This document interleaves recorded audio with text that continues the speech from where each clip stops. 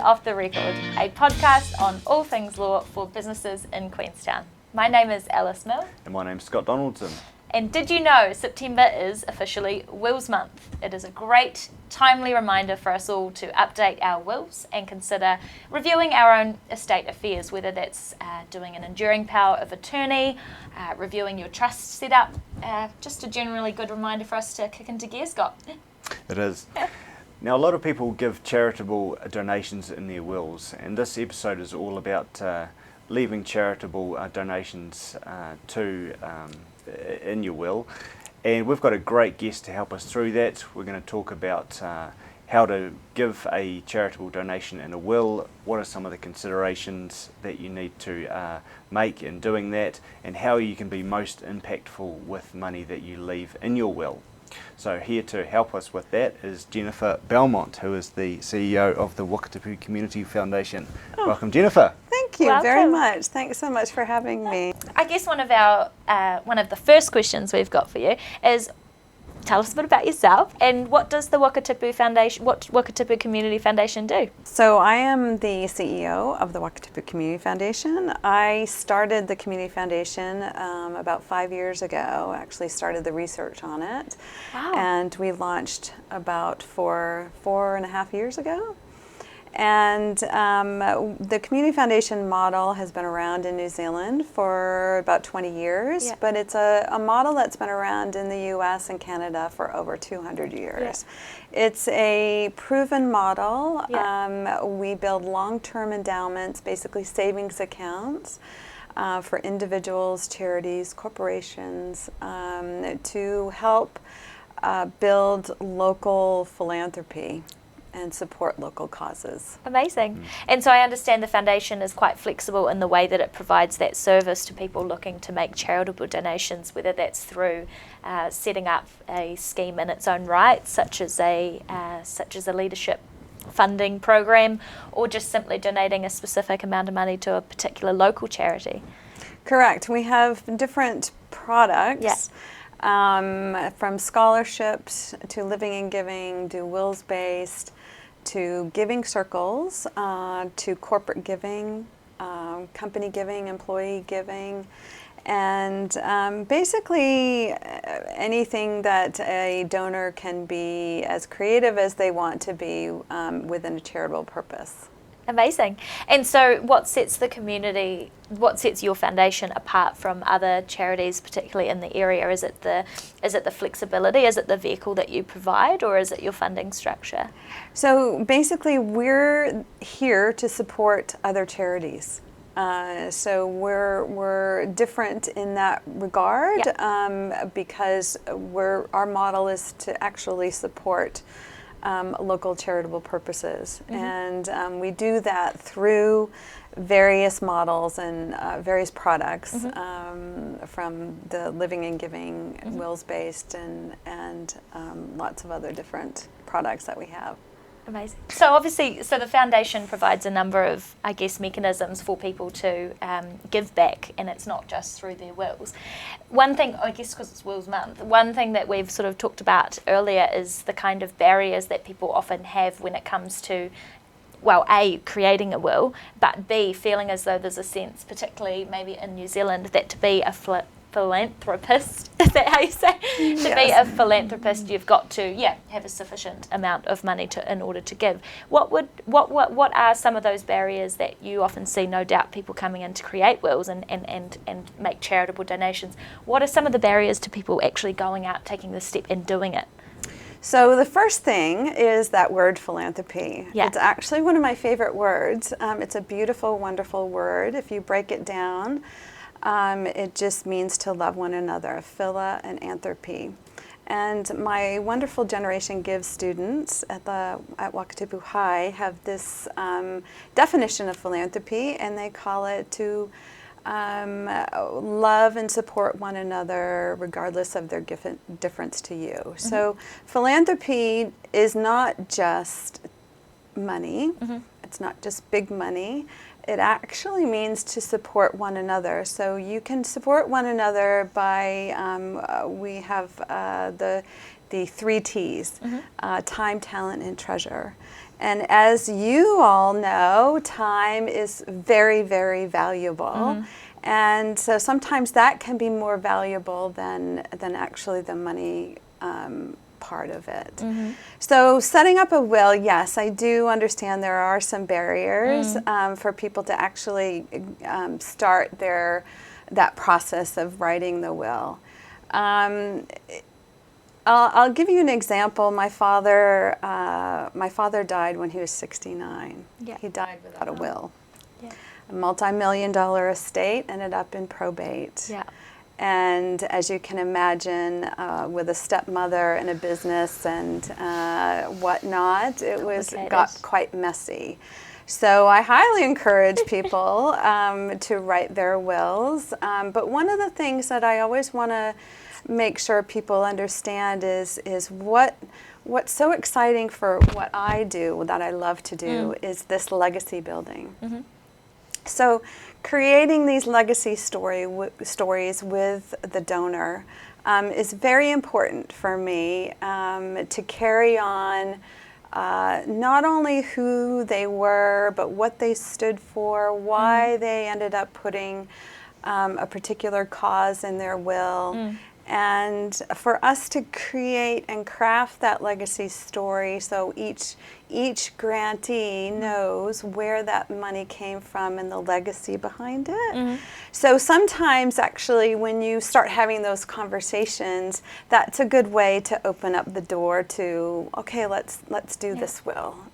Because we want to get your legacy story out there. I love that. I feel, as a practitioner, often advising people around what to put in their wills and what a will, the importance of a will. I feel that a lot of the time it's a real confrontational thing to actually do, is confront your own mortality, I guess, and to create a legacy and have that story, is counteracting the exact barrier that people have to sit down with their lawyer or their advisor and actually put it down to paper what they want to have happen. I love that. Right, and it's also, I have one donor, when I said, well, let's get your legacy story together, let's do this.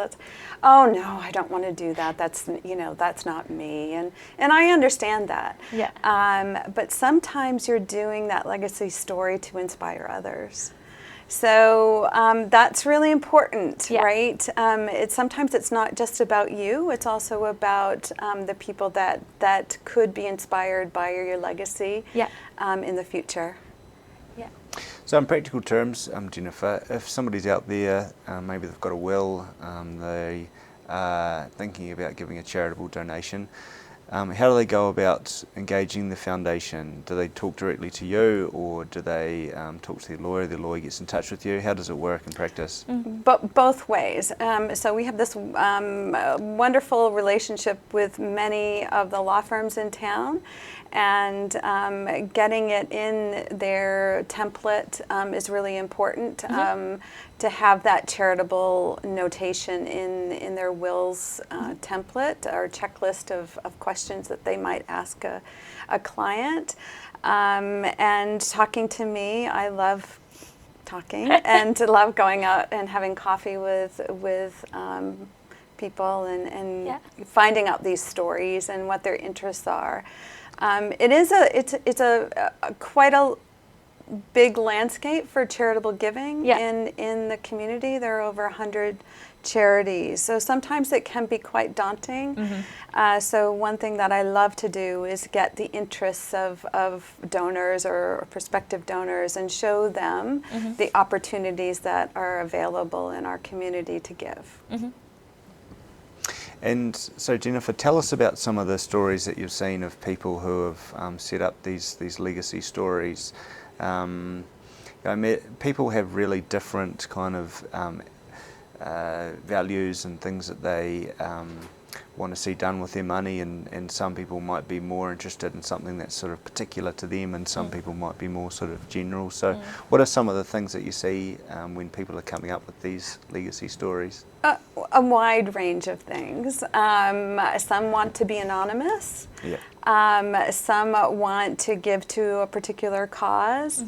I'll say what mine is, and I actually, in my small little endowment, I want my children, my kids, to decide every year where the money is going to go, because I want them to understand the needs in the community, and I want them to think about me once a year and say, you know what, Mom would have loved that. Yeah. So it's a wide range, and it's one of the things that I love to do is actually help that donor and that legacy and that legacy story. Yeah. So. You mentioned, we talked a little bit before around the endowment model that the Wakatipu Community Foundation operates under. Could you perhaps explain that a little bit more from the perspective of the way that operates financially, where people's money goes and where it stays? So Craig's IP has our investment portfolio, and they pool that money, and then every year the interest that comes back out is granted by various donors. So the donation stays in a sort of, it's like a principal amount. Yes, it stays. Yep. Those are in our living and giving, and our wills-based endowments will stay, and the principal will just be granted out every year. Yeah, yeah. So how specific can people get with how they want their money spent, Jennifer? Is it, you talked about some scholarships before. Could people, for example, say, I want a scholarship every year to go to the University of Otago and study medicine? Or for example, could I say I want to buy the local school a bus? Or, you know, how specific can you get? And are there different kind of, I guess, levels at which you can kind of set up these more elaborate arrangements? You can be quite prescriptive. You can set up these scholarship programs, or you can set up a specific cause within a charity. But I will say, sometimes it's not beneficial to be so prescriptive. There's a wonderful museum in Boston called the Gardner Museum.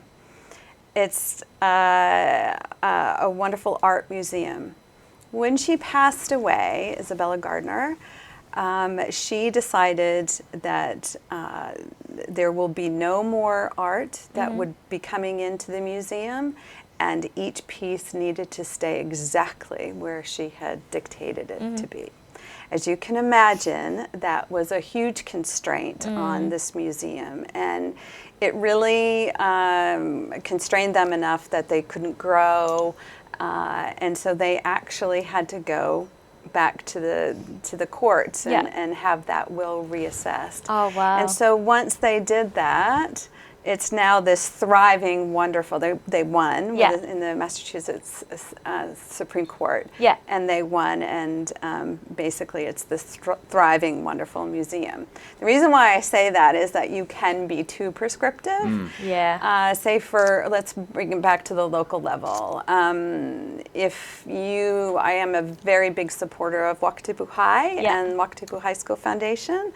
And but at some point there might be, if I put that in my will, that to support the high school, what happens if there's two high schools? Yes. Yeah. Or if there are, as the community grows. So sometimes it's better to be a little less prescriptive. Yeah.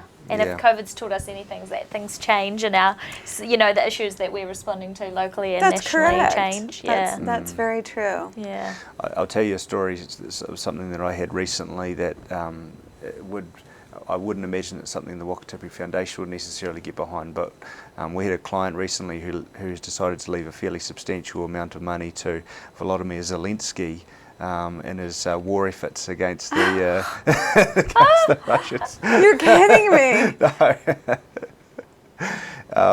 No. Whether it comes to pass or not, but it just goes to show that there is a whole plethora of opportunities out there.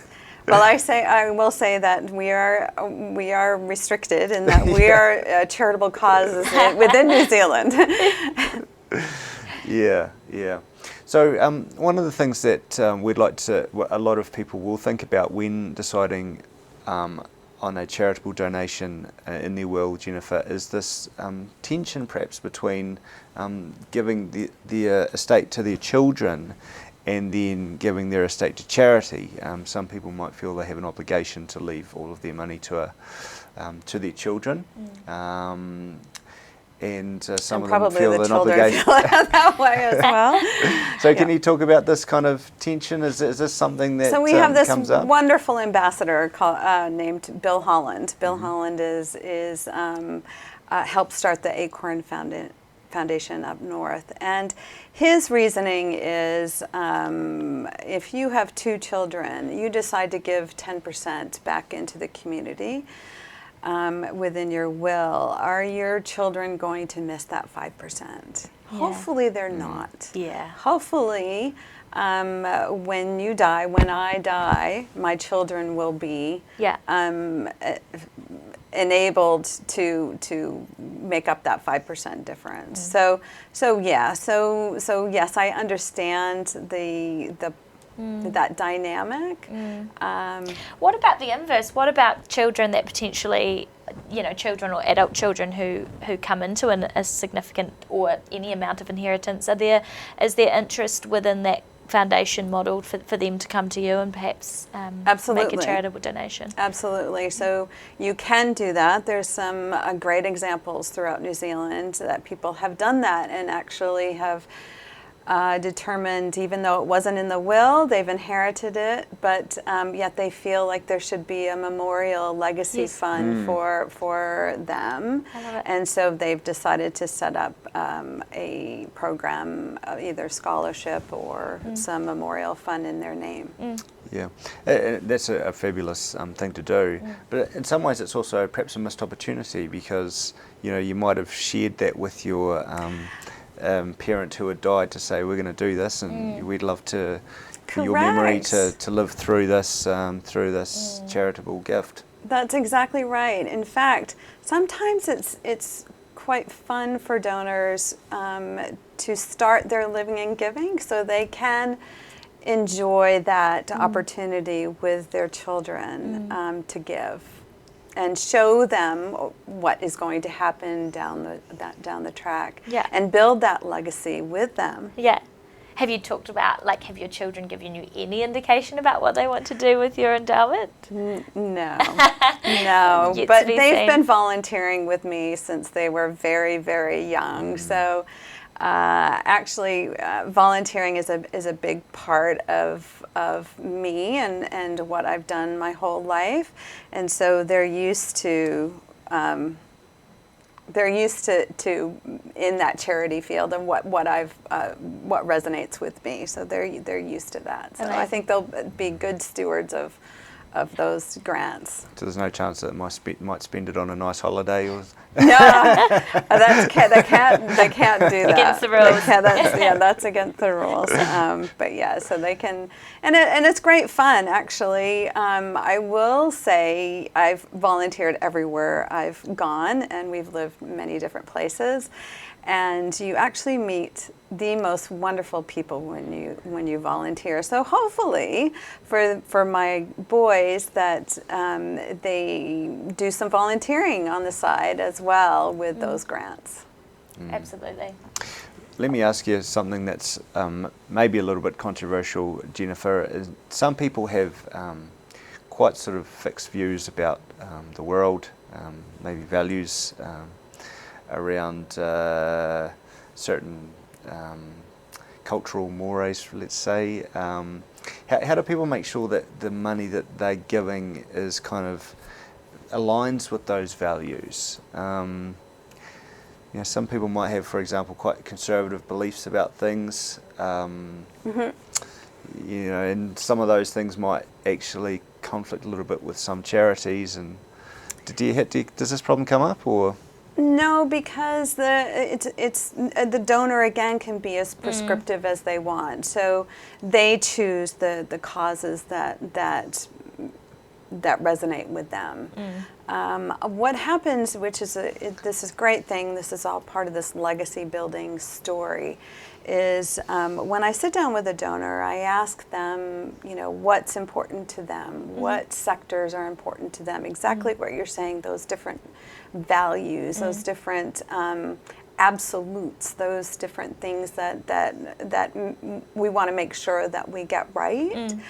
And if they're in a living giving program, then they actually, because that landscape is so big for charitable giving here, I curate for them those different causes and those different charities.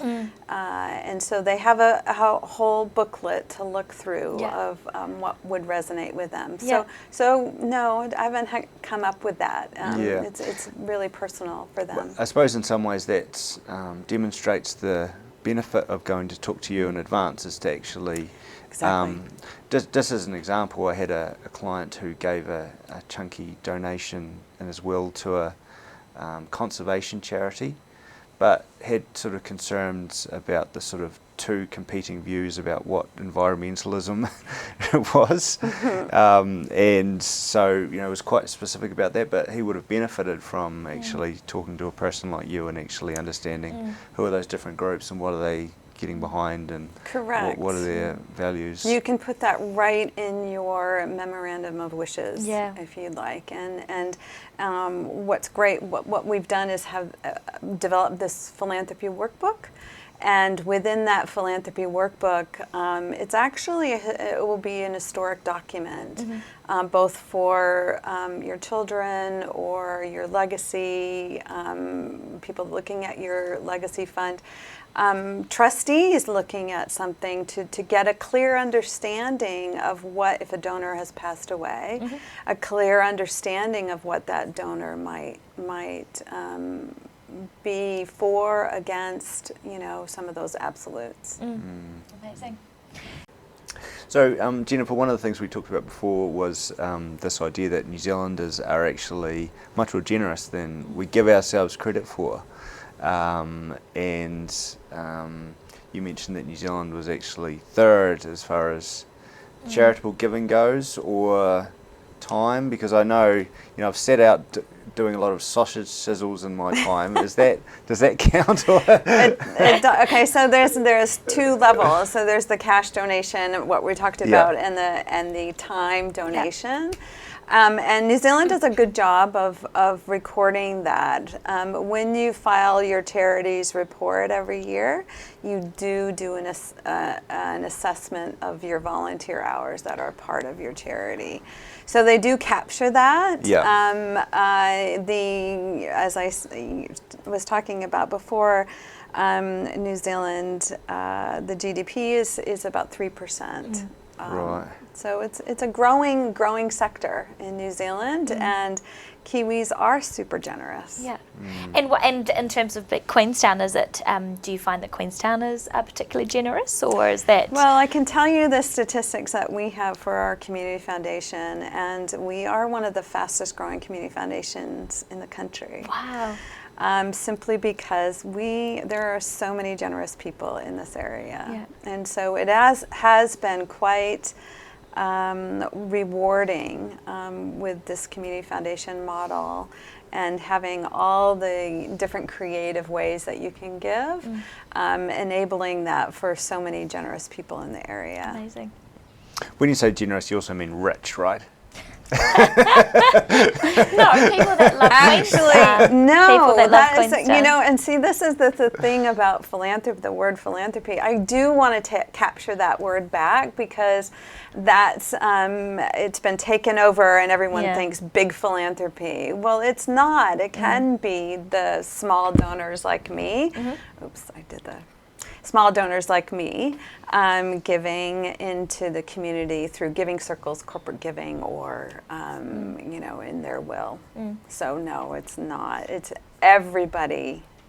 Everybody has a giving story that they can tell. Yeah. Do you think that as issues with environmental climate change becomes more and more of concern to people, that's going to become an increased area where people are wanting to leave that legacy? Is that something you've noticed, or?